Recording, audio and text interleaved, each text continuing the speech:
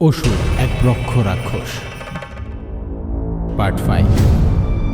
গল্পে এই পর্যন্ত আপনারা দেখেছেন রেবতী আর বিক্রম স্টেশন মাস্টারের হাত থেকে পালিয়ে নিরাপদে নিজ নিজ গ্রামে ফিরে গিয়েছিল।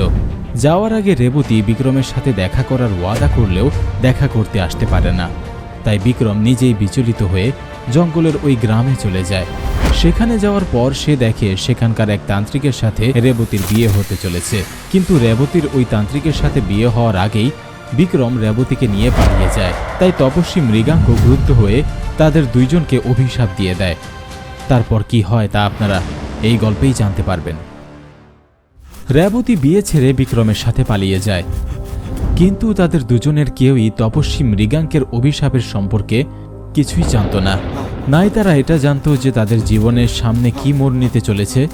বিক্রম রেবতীকে তাদের বড় প্রাসাদে নিয়ে যায়, কিন্তু ওই প্রাসাদের কেউই তাকে নিজেদের পরিবারের সদস্য করতে চাইছিল না, কারণ বিক্রমের পরিবার ছিল শ্যামলী গ্রামের সবচেয়ে ধনী পরিবার, আর তাদের চোখে রেবতী ছিল সাধারণ একজন জঙ্গলি মেয়ে। বিক্রমের বাবা বিক্রমকে পাশের গ্রামের ঠাকুরের মেয়ের সাথে বিয়ে দিতে চেয়েছিল, কিন্তু বিক্রম এই প্রাসাদের একমাত্র উত্তরাধিকারী, তাই তার ইচ্ছার কাছে সবাইকে মাথা নত করতে হয়েছিল। কিন্তু তারা কেউই রেবতীকে মন থেকে মেনে নিতে পারছিল না। রেবতী শুধু বিক্রমের কথা ভেবেই ওই বাড়িতে থেকে গিয়েছিল। সে ভেবেছিল এক সময় না এক সময় তার শ্বশুরবাড়ির লোকেরা তাকে মেনে নিবে, কিন্তু এমনটা হয় না। উল্টো ব্যবসার বাহানায় তারা বিক্রমকে রেবতীর থেকে দূরে সরানোর জন্য শহরে পাঠিয়ে দেয়। বিক্রম যেতেই রেবতীর জন্য ওই প্রাসাদ জাহান্নাম হয়ে ওঠে। সবাই বিভিন্নভাবে তাকে বিরক্ত করতে শুরু করে। রেবতী চাইলেই নিজের ঐশ্বরিক শক্তি ব্যবহার করে এক মুহূর্তের মধ্যেই তাদেরকে শিক্ষা দিয়ে ছেড়ে দিতে পারত, কিন্তু বিক্রমের মতো সেও এদের নিজের পরিবার বলে মেনে নিয়েছিল, তাই সে এমন কিছুই করেনি, শুধু সহ্যই করে যাচ্ছিল। অনেকদিন কেটে যাওয়ার পরও বিক্রম ফিরে আসে না। তারপর এক রাতে প্রাসাদের আঙ্গিনা থেকে অদ্ভুত কিছু আওয়াজ ভেসে আসে, যেন কেউ কালো শক্তিকে তুষ্ট করার জন্য যজ্ঞ করছে। রেবতী চুপচাপ ঘর থেকে বেরিয়ে উঠানে উকি দেয়। রেবতী দেখে ওই আঙ্গিনায় সেই তান্ত্রিক বসে আছে যার সাথে তার বিয়ে হওয়ার কথা ছিল, আর তার সামনে একটি ভুডু আর রেবতীর চুল আঁচড়ানোর চিরুনি রেখে দেওয়া হয়েছে। রেবতী বুঝতে পেরে গিয়েছিল এই কালো জাদু তার জন্যই করা হচ্ছে, কিন্তু এসব বুঝেও সে অনেক দেরি করে ফেলেছে, কারণ ততক্ষণে ওই তান্ত্রিক রেবতীর সব ক্ষমতা নিজের দখলে নিয়ে নিয়েছে, আর এখন তার একমাত্র উদ্দেশ্য হল রেবতীকে প্রাণে মেরে ফেলা। এই কাজে তার শ্বশুর বাড়ির লোকেরাও ইনভলভ ছিল। রেবতী তৎক্ষণাৎ সেখান থেকে পালিয়ে যায়। এটা দেখে বিক্রমের বাবা বলে ওঠে, এই তান্ত্রিক, এ কি করছিস তুই? ওই জঙ্গলি তো পালিয়ে যাচ্ছে, জলদি কর, আমার ছেলে যেন এইসব জানতে না পারে। তান্ত্রিক রাগী চোখে তার দিকে তাকায় আর বলে, আমি জানি সব ও কোথায় যাচ্ছে, এখন চুপচাপ বস, তা না হলে সবাইকে মেরে ফেলবো। তান্ত্রিকের কথা শুনে সবার চোখ কপালে উঠে যায়। তারা বুঝতেই পারে না যে এই তান্ত্রিক কেন তাদের মারার কথা বলছে, যখন কিনা তারাই তাকে ডেকেছিল রেবতীকে তাদের পথ থেকে সরিয়ে দেওয়ার জন্য। আর তান্ত্রিকের এই কথাটাই বিক্রমের বাবার একদম ভালো লাগে না। সে দেওয়াল থেকে বন্দুক নামিয়ে তান্ত্রিকের দিকে তাক করে দাঁড়িয়ে পড়ে। তান্ত্রিক, যেই কাজের জন্য তোকে ডেকেছি সেটা কর। বেশি কথা বললে এখন এই গুলি তোর বুকে ঢুকিয়ে দেব। তান্ত্রিক তার কথা শুনে হেসে ওঠে। এরপর তার চোখের ইশারায় বিক্রমের বাবা তার বন্দুকের ব্যারেল তার নিজের বিশেষ লোকের দিকে ঘুরিয়ে গুলি চালিয়ে দেয়। ওই চাকর তৎক্ষণাৎ ছটফট করতে করতে সেখানেই নিজের প্রাণ ত্যাগ করে ফেলে। তাকে এভাবে মরতে দেখে আপনা আপনি বিক্রমের বাবার হাত থেকে বন্দুক ছুটে পড়ে যায়, কারণ সে গুলি না চালিয়েই খুনি হয়ে গেল। সে বুঝতে পেরে যায় এই তান্ত্রিকই কিছু একটা করছে, তাই সে চুপচাপ তার সামনে হাত জোর করে বসে পড়ে। মূর্খ, কি ভেবেছিস তোর কথায় আমি এখানে এসেছি? না, আমি তোর ছেলের আর রেবতীর উপর প্রতিশোধ নিতে এসেছি। আমার ছেলের উপর কিসের প্রতিশোধ? তান্ত্রিক বিক্রমের পরিবারের লোকদের সব ঘটনা খুলে বলে, কিভাবে তেজস্বিনী তাকে ধোঁকা দিয়েছে। তারপর যখন রেবতী তার সাথে বিয়ে করতে যাচ্ছিল তখন বিক্রম রেবতীকে নিয়ে পালিয়ে গিয়েছিল, আর এইভাবেই তার একজন স্ত্রী পাওয়ার ইচ্ছা কেবল ইচ্ছাই থেকে যায়। তাই এখন সে সবাইকে মেরে ফেলতে চাইছে। তান্ত্রিক এটাও জানে, রেবতী জানে তার বড় বোন তেজস্বিনী কোথায় আছে, আর সে এখান থেকে পালিয়ে সোজা তার বোনের কাছেই যাবে। তাই ওই তান্ত্রিক তার গর্ভে একটি শয়তানের বীজ বপন করে দিয়েছে। মৃত্যুর কোলে শুইয়ে দেয়, যেন বিক্রম ফিরে এসে এসব দেখে ভাবে রেবতী সবাইকে খুন করে এখান থেকে পালিয়ে গিয়েছে। আর এমনটাই হয়। যখন বিক্রম বাড়ি ফিরে আসে তখন সে তার পরিবারের সবার লাশ দেখতে পায়, কিন্তু রেবতীকে দেখতে পায় না। কিন্তু সে এটাই মানতে চাইছিল না যে রেবতী এমনটা করতে পারে না। তার নজরে সে তো রেবতীকে এমনিতেই হারিয়ে ফেলেছিল, যেমন ভাবে সে নিজের পরিবারের লোকদের হারিয়ে ফেলেছিল। তাই সে সবার অন্তিম সংস্কার করার পর আত্মহত্যা করার জন্য পাহাড় থেকে নদীতে ঝাঁপ মারে, বেরিয়ে পড়ে। সেই রাস্তায় তার একাই হাঁটতে হবে। প্রায় 2 শতক পেরিয়ে যায়, কিন্তু আগের মতোই রাস্তাঘাটে ঘুরে বেড়াতে থাকে। তারপর একদিন একটি শহরের একটি পতিতালয়ে তার সুমিত্রার সাথে দেখা হয়। তাকে দেখে বিক্রমের মনে হয় রেবতী তার পাশেই বসে আছে, আর তারপর থেকে সে তার সাথে প্রতিদিন দেখা সাক্ষাৎ করতে শুরু করে। কিন্তু যখন বিক্রম তার সত্যটা সুমিত্রাকে বলে দেয় তখন সুমিত্রাও তার আসল চেহারায় বেরিয়ে আসে। সেও আর কেউ নয়, বরং তান্ত্রিক পরিবারের সবচেয়ে সক্ষম মায়াবী মেয়ে এবং রেবতীর বড় বোন তেজস্বিনী ছিল, যে কিনা তার ছোট বোনের হত্যাকারীকে খুঁজে বের করার জন্য পৃথিবীর এক প্রান্ত থেকে অপর প্রান্তে ঘুরে বেড়াচ্ছিল। এরপর যখনই সে জানতে পারল এটাই সেই বিক্রম যে তার বোনকে ধোঁকা দিয়েছে, তখন সে বিক্রমকে তার মায়াবী শক্তি দিয়ে শ্যামলী গ্রামের সেই প্রাসাদে নিয়ে যায়, যেখানে অনেক বছর ধরেই বিক্রম যায় না। বিক্রম আবার তার সেই ঘরে পৌঁছে যায়, যার ভয়ানক স্বপ্ন তার রাতের ঘুম হারাম করে দিত। এই সময় জানালার বাইরের পুকুরে কেউই ছিল না, যে জিনিসটা প্রায় তার স্বপ্নে এসে তাকে ভয় দেখাতো।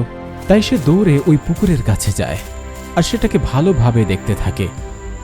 এমন সময় পেছন থেকে তেজস্বিনী বলে ওঠে, নিজের মৃত্যুর জন্য অপেক্ষা করছো বিক্রম? আর কতবার বলবো তোমাকে, আমি রেবতীকে মারিনি, আর নাই আমাদের মাঝে এমন কিছু হয়েছে যার দ্বারা আমাদের সন্তান হবে। মিথ্যা বলো না, রেবতী তোমার নামই বলেছিল বাচ্চা প্রসব করে মরার আগে। আর আমাকেও তো সবাই বলেছিল রেবতী আমার পুরো পরিবারকে হত্যা করেছে, কিন্তু আমি তো এমন কিছুই করিনি। এটা নিশ্চয়ই কারো ষড়যন্ত্র। তাহলে সেই বাচ্চা? আরে কেউ মাত্র কয়েকদিনের মধ্যে কিভাবে একটা বাচ্চা জন্ম দিতে পারে? দিতে পারে, কেন দিতে পারবে না? যখন শয়তানের জন্ম নেওয়ার সময় হয় তখন সে আর দিনক্ষণ দেখে না, গুনে না।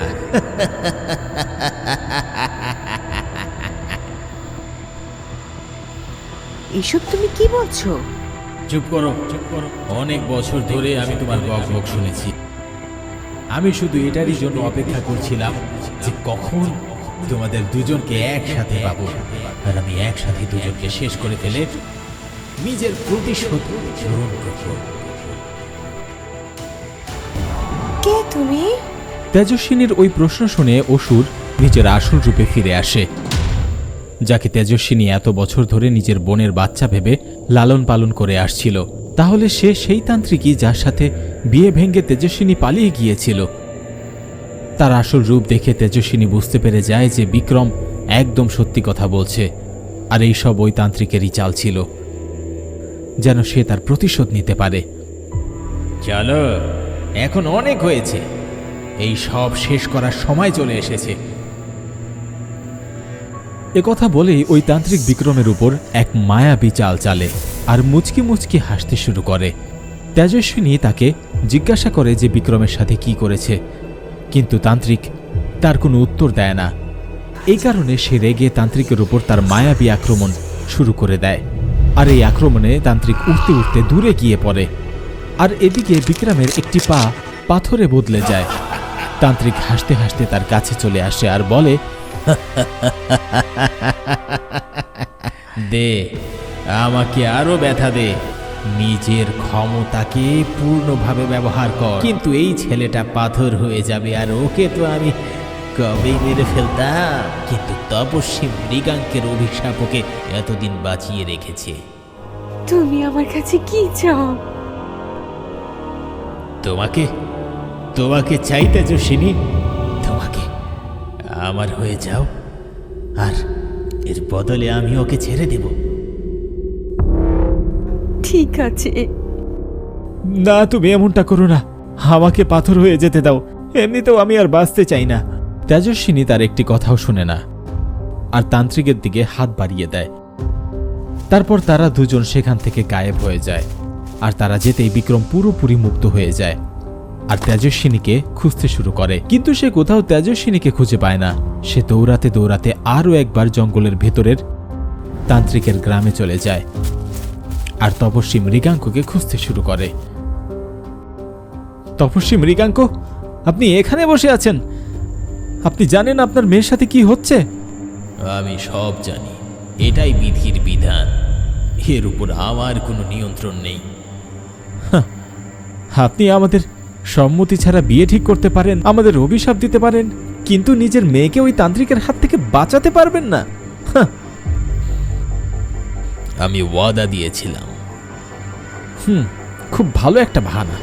বিক্রম আর কোনো কিছু বলার আগেই মৃগাঙ্ক দাঁড়ায় আর পিছনে ঘুরে বলে, আমি ওয়াদা দিয়েছিলাম বিক্রম, তুমি না তার কাছে সাহায্য চাও যে তোমাকে স্টেশন মাস্টারের হাত থেকে বাঁচিয়েছিল?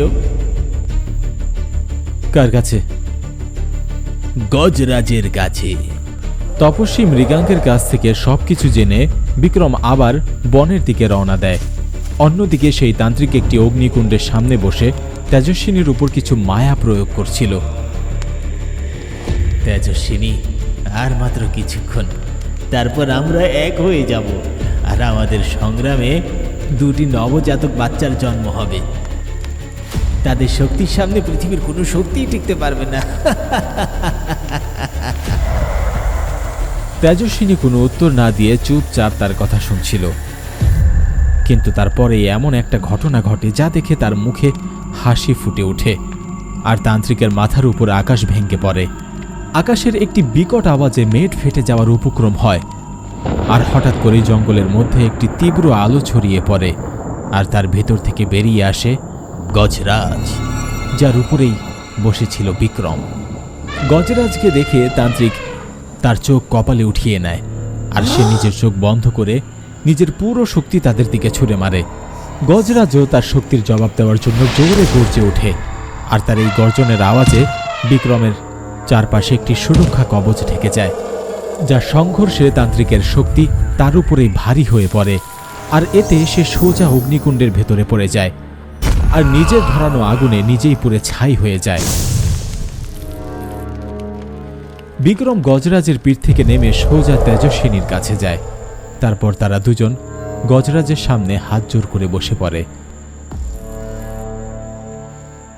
হে গজরাজ, আমাকে ক্ষমা করে দিও, আমি রেবতীকে বাঁচাতে পারিনি। গজরাজ নিজের সুর দিয়ে তাদেরকে আদর করে আর কথার উত্তর দেয় আর সেখান থেকে গায়েব হয়ে যায়। বিক্রম তেজস্বিনীর দিকে হাসি মুখে তাকায় আর সেখান থেকে চলে যেতে থাকে। বিক্রম, এত দূরে এসেও রেবতীর সাথে দেখা না করে চলে যাবে? এতটুকু শুনেই বিক্রমের পা থেমে যায় আর সে উচ্ছ্বাসিত চোখে তেজস্বিনীর দিকে তাকায়। তেজস্বিনীও বিক্রমকে সেখান থেকে সোজা রেবতীর সমাধির কাছে নিয়ে যায়। বিক্রম রেবতীর সমাধি দেখে হাঁটু গেড়ে বসে পড়ে আর তার চোখ জলে ভরে যায়। সে তার হাত ছড়িয়ে রেবতীর সমাধির কোলে চলে যায়। এটা দেখে তেজস্বিনীর চোখও জলে ভরে যায়। এমনিতেও বিক্রমের ভালোবাসা দেহের ছিল, যা কেবল জীবনের সাথেই থাকে। তার ভালোবাসা ছিল রেবতীর রুহুর সাথে, আর এমন ভালোবাসা মৃত্যুর পরেও অমর থাকে। আশা করি ডোডো টিভির লেখক পঞ্চম প্রকাশের এই সিরিজ অসুর আপনাদের কাছে অনেক ভালো লেগেছে। এখন আপনাদের কাছে একটাই অনুরোধ, এটাকে বেশি বেশি ভালোবাসা দিন, তাই যতটা সম্ভব শেয়ার করুন। সিরিজটি কেমন লেগেছে তা কমেন্ট করে জানান এবং সেই সাথে ভিডিওটিতে লাইক দিন এবং পরবর্তী আপডেট পেতে চ্যানেলটি সাবস্ক্রাইব করে রাখবেন। আর আপনার কাছে যদি এরকমই মজার মজার ঘটনা থাকে তাহলে অবশ্যই আমাদেরকে মেইল করবেন।